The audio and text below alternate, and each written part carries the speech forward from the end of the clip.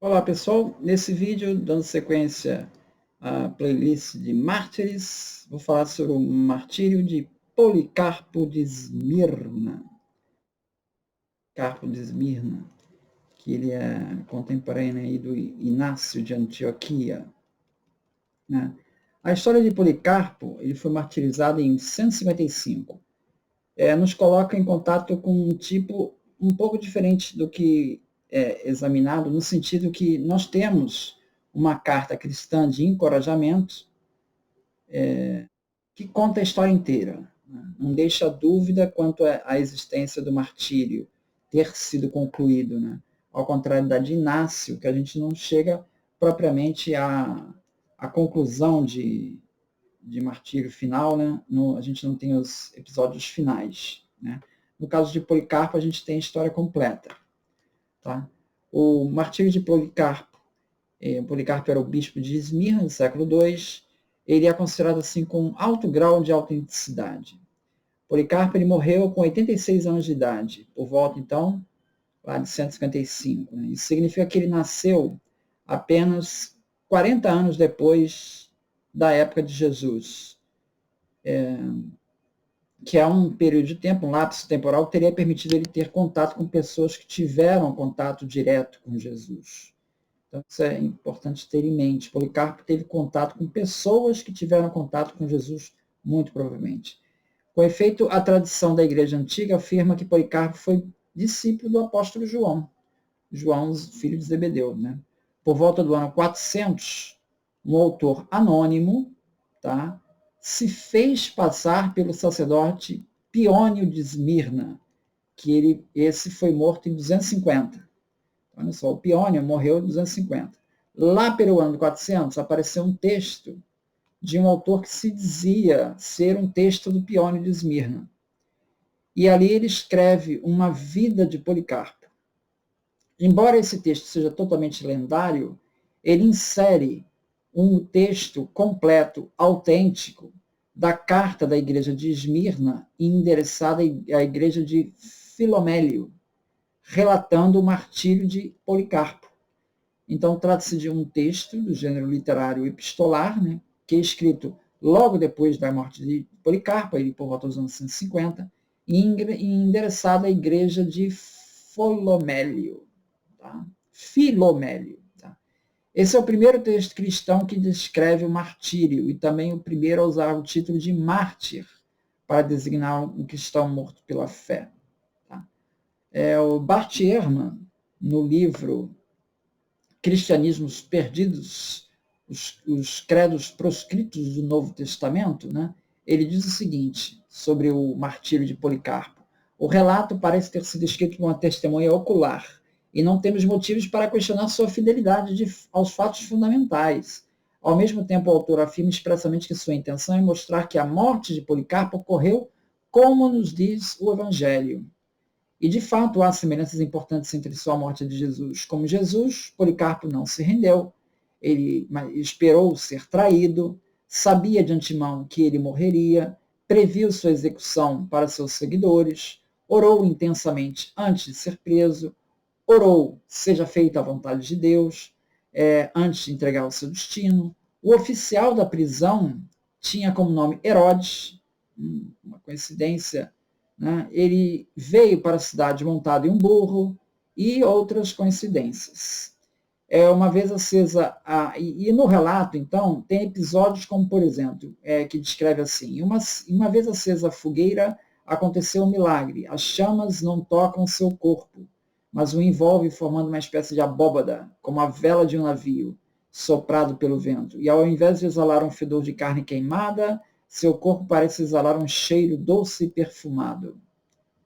Como as chamas não conseguem consumir seu corpo, o carrasco se encarrega de dar o golpe de misericórdia, apunhalando-o com uma adaga. Então uma pomba sai do seu lado, talvez o Espírito Santo, quer dizer, o autor, né? E tanto sangue sai do Policarpo, depois que ele recebe os golpes do carrasco, tanto sangue sai que as chamas se apagam completamente. Em outras palavras, os detalhes fantásticos da história são destinados para mostrar que Deus aprova tal martírio. Tá? está na página 208 do livro do Bart Ehrman. Então, o Daniel Hobbes também se refere a essa descrição meio milagrosa, sobrenatural. Né? Ele diz assim, o documento relata um prodígio do gênero daqueles que tanto se gostavam associar nos martírios, como o fogo se mostrasse impotente para destruir o corpo de Policarpo, eles ordenaram que o carrasco retalhasse a golpes de espada, mas jorrou tanto sangue que o fogo se extinguiu. Foi necessário acendê-lo novamente e o corpo santo restaram apenas ossadas. Então, esse relato está lá no Martírio de Policarpo, é relatado pelo Daniel Hobbes, na página 176, e pelo Bart Ehrman. Então, existe um núcleo autêntico, mas com tintas de sobrenatural. Né? Foi carregado, mas existe um núcleo autêntico. Policarpo foi executado em um lugar, em uma hora, para comemorar valores romanos e a glória do Império Romano. Os estratos da sociedade de Esmirna, diversas classes sociais, eles iam aos estádios para participar de ritos sociais de jogos. Né? Pela manhã, os animais eram as vítimas. Na parte da tarde, eles entravam os gladiadores, que inspiravam jovens e idosos a exibirem suas virtudes militares de força, bravura e resistência. E no intervalo entre a caçada dos animais e os gladiadores, eles colocavam criminosos para fornecer sangue. Policarpo e outros cristãos criminosos aparecem no estádio durante esse intervalo entre os eventos principais. O governador da Ásia indiciou Policarpo com uma sentença de morte porque ele era ateu. Ateu por quê? Porque não se prostrava perante os deuses dos romanos. E Carpo, por outro lado, afirmava adorar somente um único Deus. O termo ateu, né, de ateos, poderia ser aplicado a uma pessoa que negava a existência de deuses, dos deuses romanos. Isso segundo os Sexto Empíricos que ele tem.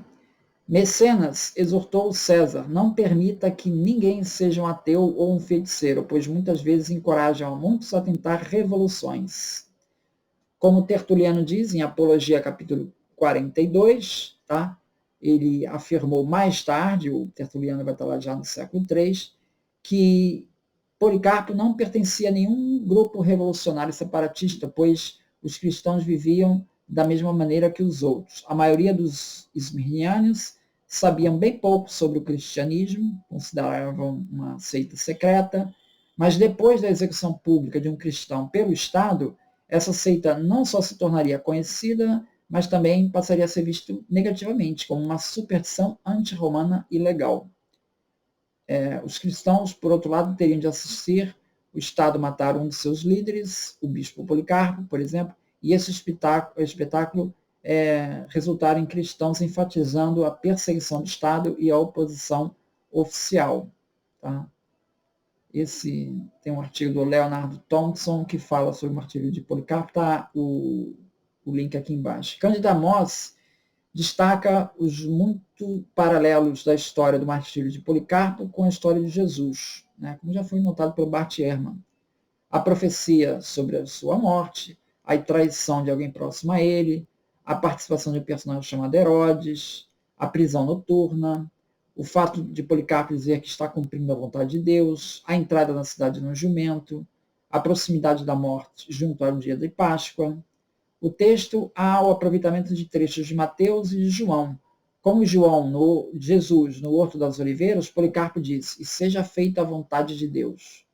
Então, isso está em Mateus 26, 42, Lucas 22, 42. Parece que ele está tentando meio que reproduzir os acontecimentos de Jesus. Lightfoot argumenta que os paralelos só reforçam a autenticidade do texto, tendo Policarpo sido imitador de Jesus. O paralelo de Herodes, por exemplo, se limita ao nome, pois os traços dos dois personagens são totalmente distintos. As semelhanças reforçam a tese da credibilidade das narrativas de paixão dos evangelhos. O texto sugere que em 150 já havia o conceito de canonicidade dos evangelhos. Como ele faz, meio que mimetiza o que está nos evangelhos, então ele meio que atribui aos evangelhos uma certa credibilidade, né? Que ele está tomando como referência. Então, isso já mostra que nessa época, 150, os evangelhos já estão com uma certa autoridade nas comunidades cristãs. Tem uma passagem em Mateus 10, 23, que ele diz assim: quando, pois, vos perseguirem nesta cidade, fugi para outra. No entanto, não é isso que Policarpo fez, né? Porque ele não fugiu, ele se entregou, né?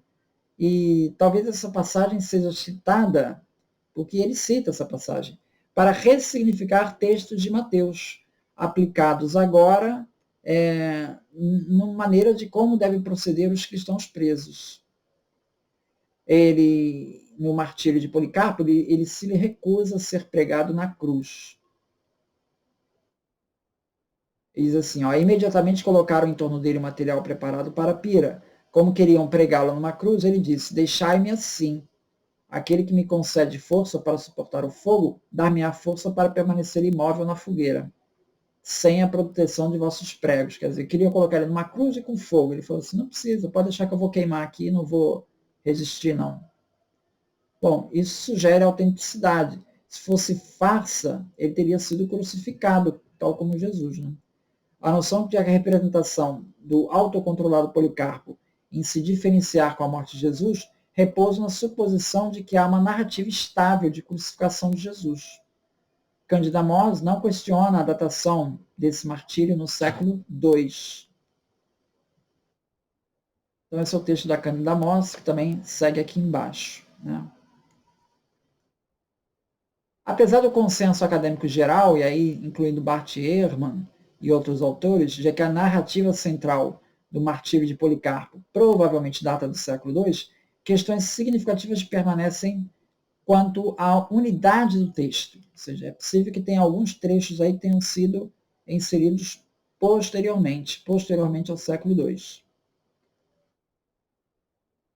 Isso provavelmente gira em torno da identidade do tal pseudo-Piônio, que aparece no texto da vida de Policarpo, é um outro texto, né, que é claramente um apócrifo que data do ano 400.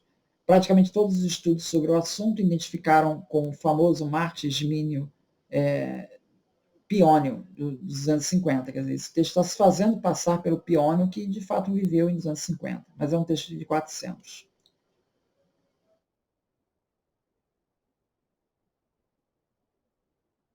Eusébio não faz nenhuma associação do martírio de Policarpo com esse texto, Vida de Policarpo. Ele desconhece esse texto. Por isso é que esse texto, ele, datação de 400, o Eusébio nem tinha conhecimento desse texto. O texto de Martírio de Policarpo, segundo o manuscrito de Moscou, diz: a seguinte declaração também é feita nos escritos de Irineu, quanto ao dia quando Policarpo foi martirizado em Esmirna. Essa informação sobre os documentos de Irineu, que estaria constando em Heresias 3.3.4, ela não consta de Eusébio. Isso está no manuscrito de Moscou, tá? Que diz que Irineu fala desse detalhe, mas isso não consta de Eusébio. Logo, o texto do manuscrito de Moscou não se baseia em Eusébio. Ele está trazendo uma informação nova que não está em Eusébio. O martírio faz de tudo para enfatizar que Policarpo morreu a serviço da Igreja católica em todo o mundo. Então, um detalhe aqui para essa expressão, Igreja Católica. Tá? Essa expressão Igreja Católica, ela ocorre 5 vezes no texto. E o sentido é de Igreja Universal, o que conecta com a discussão de Irineu, de contra heresias. Que ele fala nessa disputa entre marcionitas e gnósticos, ele reforça o papel dessa igreja universal também, sucessora da linha apostólica. Então, essa palavra católico, ela vem da expressão grega kat olou, que quer dizer, significa pertencente ao todo. Isso é universal. Então, nesse contexto inicial aí, que estamos falando aí de Irineu e desse martírio de Policarpo, né? Desse manuscrito de Moscou, né? Nós não estamos fazendo uma referência à Igreja Católica como romana, chefiada pelo Papa. É a Igreja Universal, a Igreja como um todo. a igreja primitiva se chamava católica para ressaltar a unidade entre as diferentes comunidades em todo o mundo conhecido.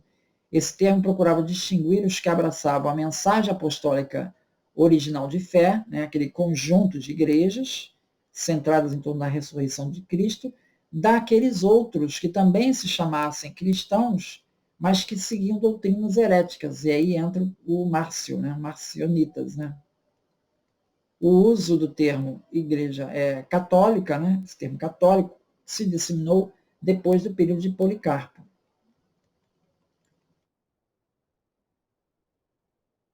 Uma perícope antimarcionita também aparece no artigo de Policarpo, representando Policarpo como mártir ideal, ao contrário das falsas pretensões do martírio de Marcionita. O Marcião também foi martirizado. Tal discussão separando ortodoxos de heréticos, gnósticos, está presente em Irineu, muito antes, portanto, de Eusébio, Cesareia. O martírio dos marcionitas, ele representava um incômodo para a igreja primitiva, né? Porque o Márcio também morreu mártir. Eusébio, em 5, 16, 21, reconhece que entre os marcionitas haviam muitos mártires. Efetivamente, das outras heresias, algumas têm numerosos mártires, nem por isso vamos aprová-los, nem confessar que possuem a verdade. Os primeiros, ao menos os que se chamam marcionitas, por assim seguir a heresia de Marcião, também eles dizem que têm inúmeros mártires, mas o próprio Cristo não confessam conforme a verdade. Então, essa informação é confirmada por Clemente de Alexandria, em Stromata, capítulo 4.4, e em Tertuliano, contra Marcião, em 1.27.5.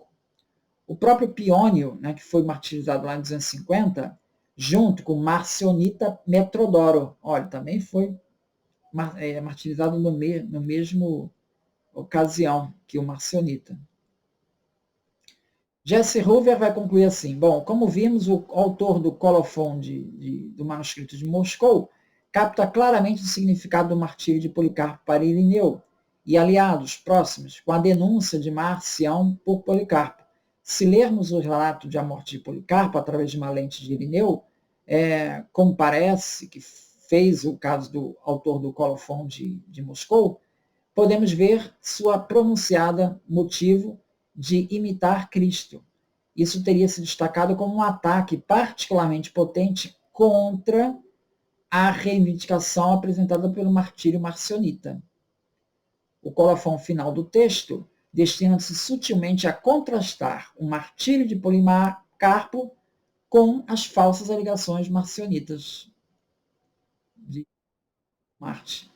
Então, esse relato é compatível com o argumento da Cândida Mose de que o texto do colofon de Moscou dataria aí do século III, tá junto aí do período do Irineu, do Clemente de Alexandria, bem como as hipóteses mais tradicionais que afirmam que a essência da integridade pré-eusebiana do mártir, quer dizer, veja, essa questão do mártir de Policarpo, então, não foi uma história que surge com Eusébio, é uma história que já está no manuscrito de Moscou, que é independente de Eusébio, estaria ali no texto de Irineu, e é uma história que remonta mais antiga. Então é isso. Muito obrigado, então.